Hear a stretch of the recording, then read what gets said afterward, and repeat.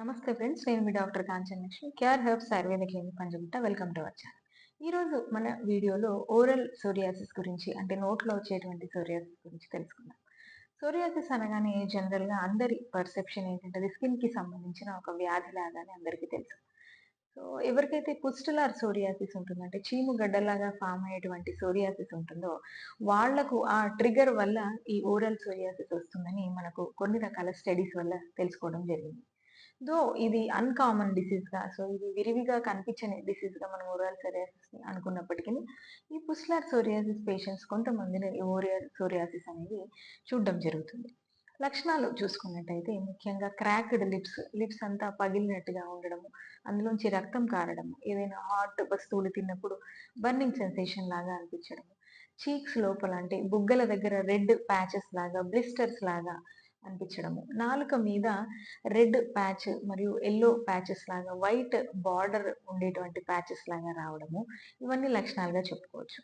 ఈ oral psoriasis కొన్ని రకాల డిసీజెస్‌తో లింక్ అయ్యి వస్తుంది. అంటే ఫిషర్డ్ టంగ్ ఉండే వాళ్ళతో లేదా జియోగ్రాఫికల్ టంగ్ చూడ్డానికి ఉంటుంది. అంటే ఏదైతే నాలుక మీద మ్యాప్ గీసినట్టుగా ఉండేటువంటి ప్యాచెస్ ఏవైతే ఉంటాయో దాన్ని జియోగ్రాఫికల్ టంగ్ అంటాం. కొంతమందిలో ఈ రెండిటితో లింక్ అయ్యి కూడా ఈ ఓరల్ సోరియాసిస్ అనేది వస్తూ ఉంటుంది.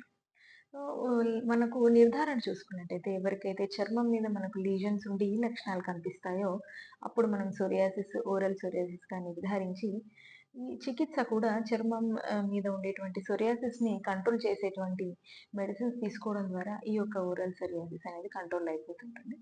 సో, ఓరల్ హైజీన్ మెయింటైన్ చేయడము, ఎటువంటి ఇన్ఫెక్షన్స్ రాకుండా మనము ఓరల్ హైజీన్ మెయింటైన్ చేస్తూ, కొన్ని రకాల హెర్బ్స్‌తో గానివ్వండి, హెర్బల్ ఆయిల్స్‌తో పుక్కిట పట్టడం ద్వారా గూడా ఈ యొక్క ఓరల్ సోరియాసిస్‌ని కంట్రోల్ చేస్తూ, వ్యాధి నిరోధక శక్తిని పెంచేటువంటి డ్రగ్స్ లేదా హెర్బ్స్‌ని తీసుకోవడం ద్వారా ఈ ఓరల్ సోరియాసిస్‌ని మనము కంట్రోల్ చేయొచ్చు.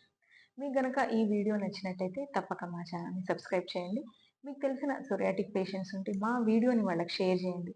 సోరియాసిస్ గురించిన డౌట్స్ కానివ్వండి, లేదా సోరియాసిస్ గురించిన చికిత్స గురించి మీరు తెలుసుకోవాలనుకుంటే తప్పక మా స్టాఫ్‌ని కన్సల్ట్ అయ్యి ఈ చికిత్స గురించి తెలుసుకోండి. Thank you.